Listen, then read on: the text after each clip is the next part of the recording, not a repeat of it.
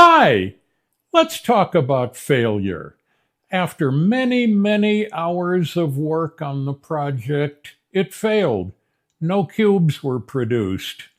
And I seriously thought about just erasing all of the video and throwing it all away and trying to do better next time.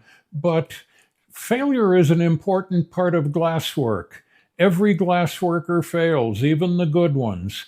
And it's important to analyze and understand the failure and hopefully try to prevent it from happening again. So, the failure actually, there were two levels of failure. At first, it seemed bad but fixable, and then the attempt to fix it, well, that's when things really went wrong. So, in the last video, I finished what looked like a really, really nice blank, 4 inches long, 1 3/4 on the side, put it in the kiln and thought, oh yeah, this is going to be great. Well, when it came out of the kiln, it was cracked. And so I thought, oh, no problem. I'll just heat it back up and squeeze it again. And hopefully after it's been reheated and re-squeezed, then I can get it to fuse back together. Well, that didn't work out. When I heated it again, the glass basically gave up.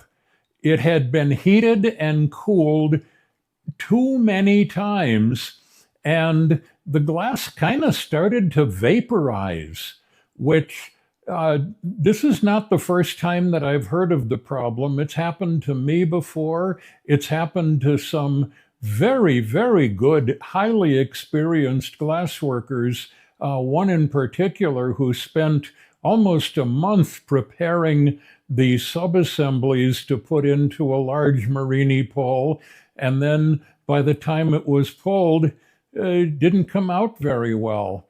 So what's going on is that glass can only take so many heat and cool cycles. And one teacher that I had recommended no more than 3 heat and cool cycles. Well, a lot of my pieces have a lot more than that. So, well, before going into more details, here's a still photograph showing a slice of the disastrous result.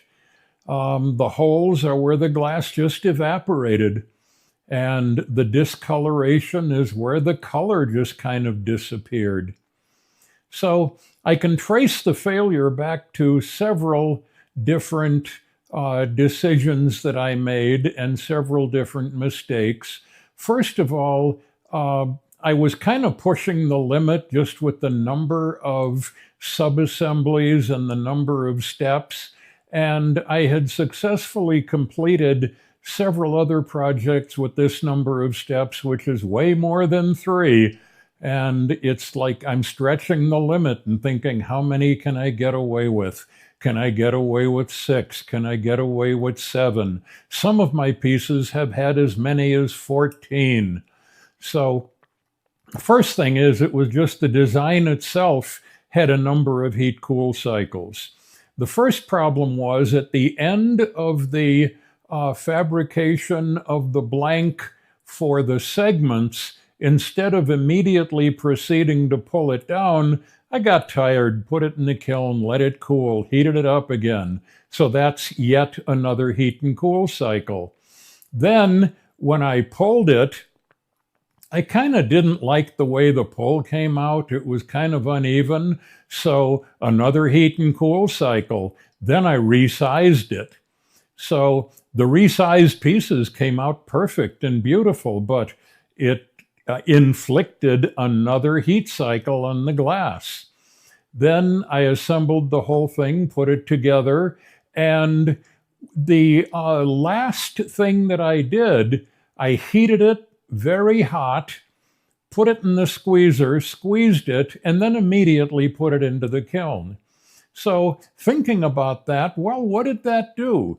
Immediately after squeezing, the outside layer had been frozen because it came in contact with the graphite dies. So I put a piece in, a thick piece of glass that had a hot interior and a cold exterior into the kiln, and then ran a regular annealing cycle.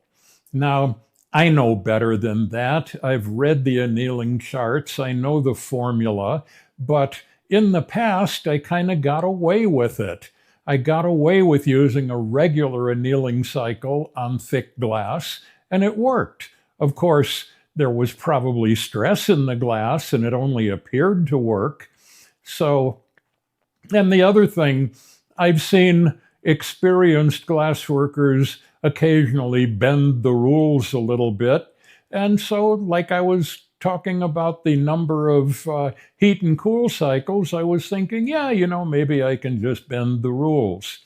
And, sometimes you get away with it and sometimes it bites you. So I bent the rules. I put the piece in an unequal heat configuration with the core too hot and the surface too cold, gave it a too short annealing cycle. It cracked. I gave it yet another heat and cool cycle, actually a fairly intensive heating to make sure it all fused together. And by that time, the glass just gave up. So, that's the way it goes. And for beginners or even intermediates or even experts who have failures, it's part of the game. It's what we have to deal with. Sometimes after weeks of work, hours of work, or weeks of work, even an expert glassworker will open up the kiln in the morning and find out that the piece is cracked. So anyway, I'm not going to give up. Next cube coming up soon. If you're interested, video will be posted soon. So yeah, failure sucks, but hopefully I can learn something from it. And I'm optimistic the next one will be much better.